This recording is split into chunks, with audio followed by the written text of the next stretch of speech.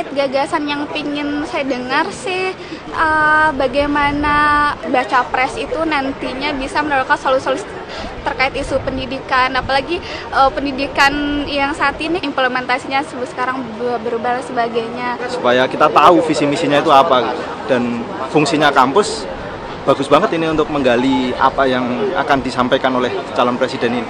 Ya kalau berani dan mau hadir, kami pasti sangat apresiasi karena ya toh bisa untuk pemanasan kan Pak, untuk nanti debat capres yang lebih resmi kan.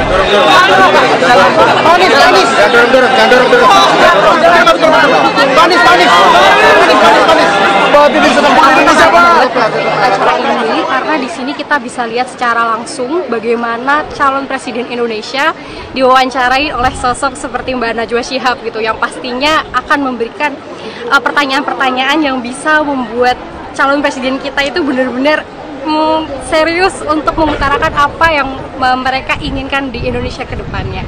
Jumlah bangku SD, SMP, SMA yang sekarang bentuknya seperti piramida, makin tinggi jenjang pendidikannya, makin sedikit jumlah bangkunya. Dan itu artinya apa?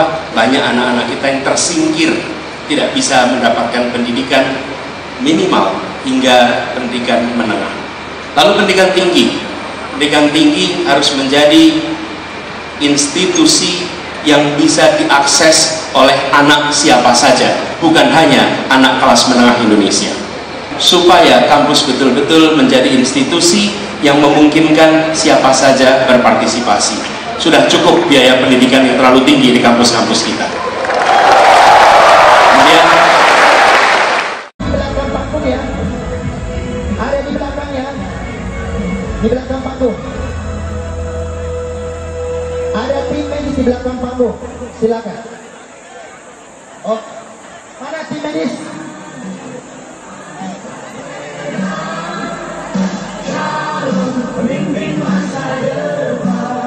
Ya, tolong tim medis untuk segera ke belakang panggung. Sulawesi Selatan. Terima kasih atas kehadirannya pada hari ini. Kehadiran masyarakat. Assalamualaikum warahmatullahi wabarakatuh. Salam sejahtera untuk kawan baik Nur Iswan Channel. Salam menjernihkan pikiran dan menebar kebaikan.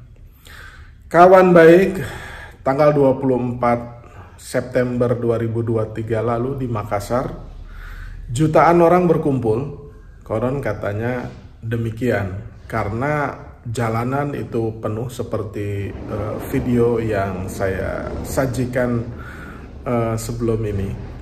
Nah, jutaan rakyat Sulawesi Selatan atau Makassar berkumpul itu karena ada jalan sehat bareng Mas Anies Rashid Baswedan dan Caimin atau pasangan Amin. Tentu saja mengumpulkan sejumlah itu bukan pekerjaan yang gampang, karena tanpa mobilisasi yang tepat dan kesadaran untuk hadir di acara tersebut juga besar, mustahil pengumpulan orang itu mudah untuk dilakukan. Jadi boleh dikatakan bahwa inilah salah satu momentum ya, pasangan Amin atau Anies Caimin itu mulai mendapat tempat di hati masyarakat.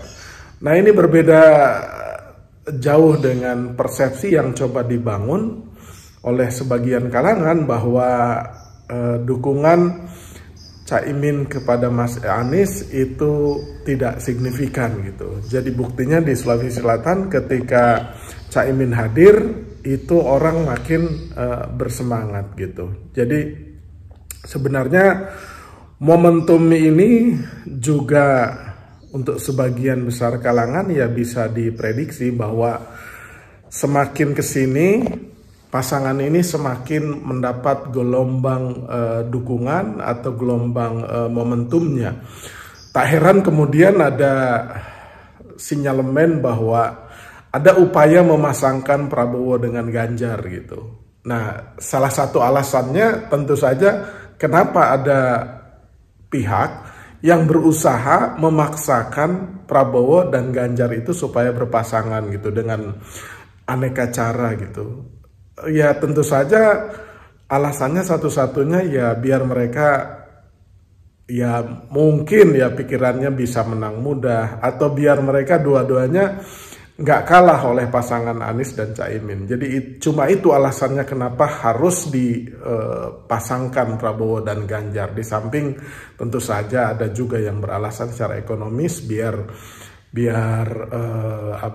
pemilunya hanya satu putaran saja gitu. Tapi alasan yang sesungguhnya Nur Rizwan Channel meyakini ya alasan yang pertama tadi.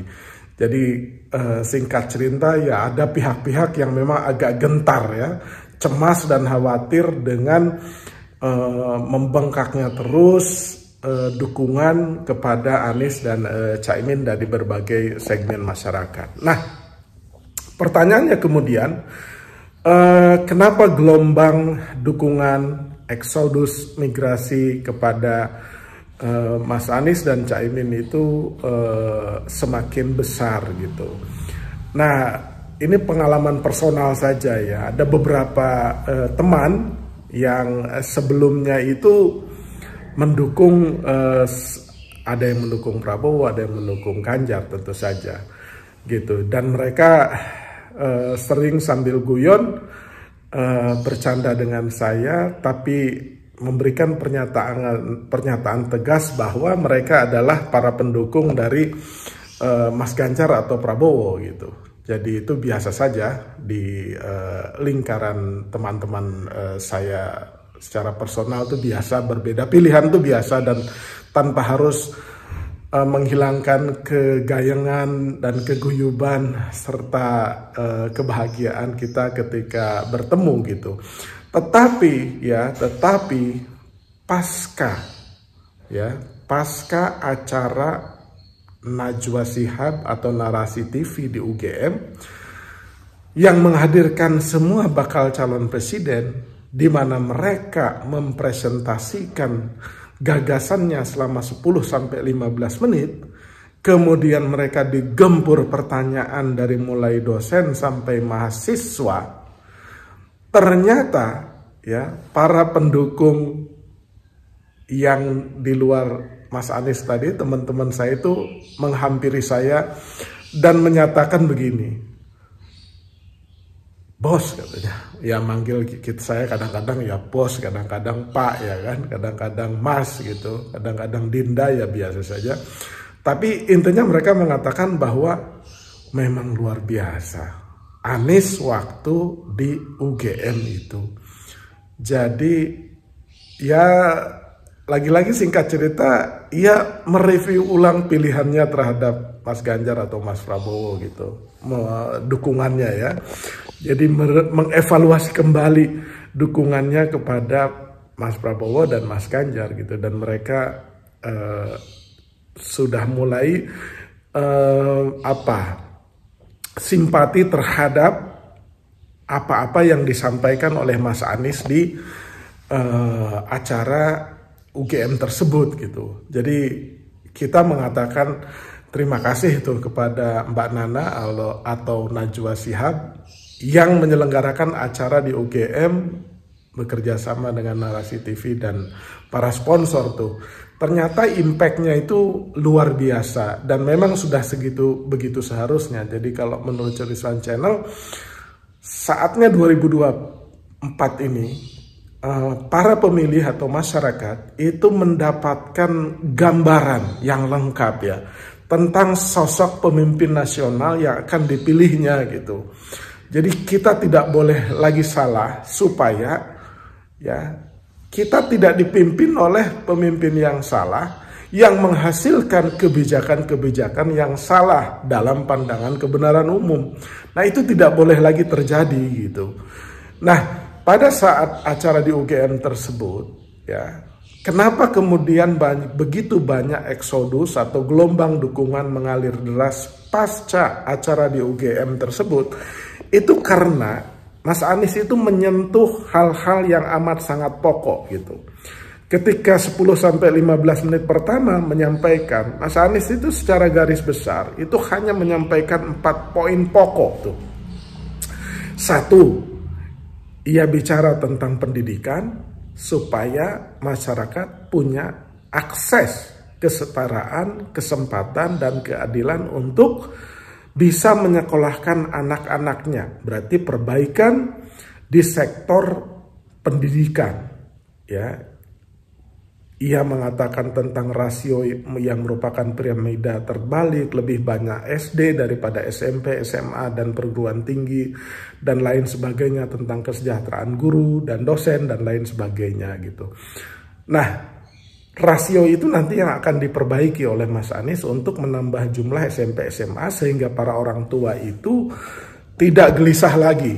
Nah, kemudian yang kedua, kesehatan juga sama. Jumlah klinik, rumah sakit, puskesmas itu juga rasionya masih lebih kecil daripada rasio pasiennya. Belum lagi tenaga kesehatan dari mulai dokter, bidan, perawat, ya, dan lain sebagainya itu juga rendah gitu. Kemudian biaya di aspek pendidikan dan kesehatan itu juga relatively ya masih terlalu tinggi sehingga membebani masyarakat. Jadi dua pokok itu yang disampaikan oleh Mas Anies. Kemudian yang pokok yang ketiga adalah lapangan pekerjaan gitu. Mas Anies bicara tentang 14 kota yang akan dijadikan pusat pertumbuhan ekonomi Indonesia di masa depan jika ia insya Allah jadi presiden. Kemudian bagaimana penanganan terhadap investasi yang tidak boleh memberikan dampak penderitaan kepada masyarakat. Bagaimana jalan tol bisa dinikmati oleh pemilik lahan. Kemudian bagaimana investasi untuk menciptakan lapangan-lapangan kerja baru, kemudahan berusaha untuk UMKM, dan lain sebagainya yang intinya adalah membuka kesempatan, kesetaraan, dan keadilan dalam mengakses lapangan pekerjaan. Karena musuh utama di dalam ekonomi itu ya pengangguran. Pengangguran terjadi karena lapangan kerja tidak mampu menyerap lulusan-lulusan sekolah menengah, sekolah tinggi, sehingga mereka kesulitan untuk mendapatkan pekerjaan tuh. Ya, jadi lapangan pekerjaan menjadi prioritas utama dari policy Mas Anies apabila jadi presiden mendatang.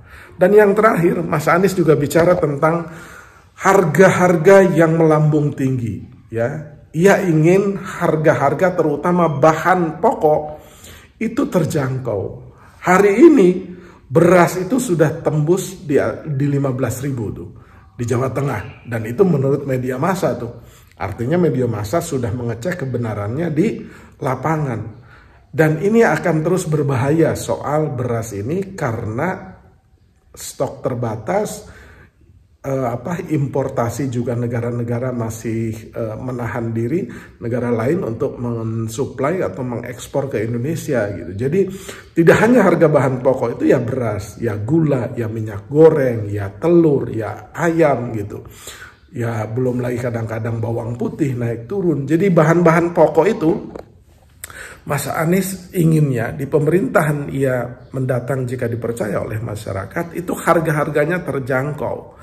Ya, di dalam beras saja kata Mas Anies ya persoalannya ya kompleks tuh, karena benihnya juga bermasalah, pupuknya juga bermasalah, kadang-kadang ada tapi mahal gitu. Jadi harga pupuknya itu akan diupayakan terjangkau oleh Mas Anies karena salah satu ongkos produksi di dalam menciptakan beras itu tidak hanya benih tapi juga pupuk gitu.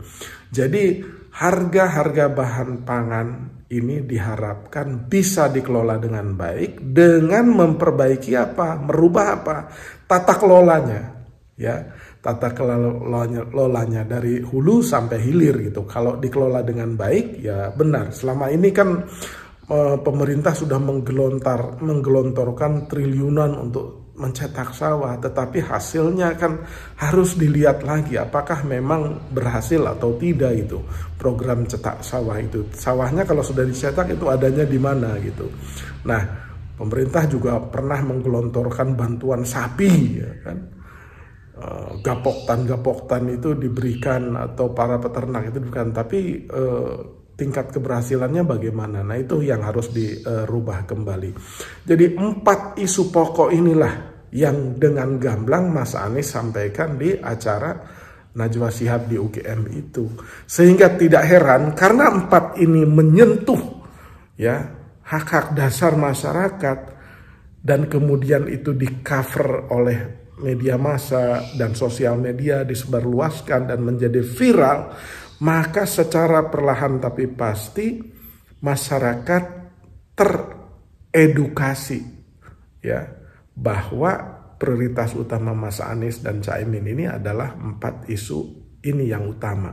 Jadi tak heran apabila ketika di Sulawesi Selatan itu bikin acara, mungkin saja ya pandangan-pandangan visi misinya Mas Anies itu sudah sampai ke masyarakat sehingga memicu kesadaran atau mendorong ya semangat masyarakat Sulsel untuk datang menyambut pasangan Amin ini. Nah, bukan tidak mungkin ke depannya juga akan seperti itu. Demikian, kawan baik. Itulah sebab kenapa adanya gelombang dukungan mengalir terus dan migrasi dari para pendukung capres yang lain ke pasangan Amin. Terima kasih.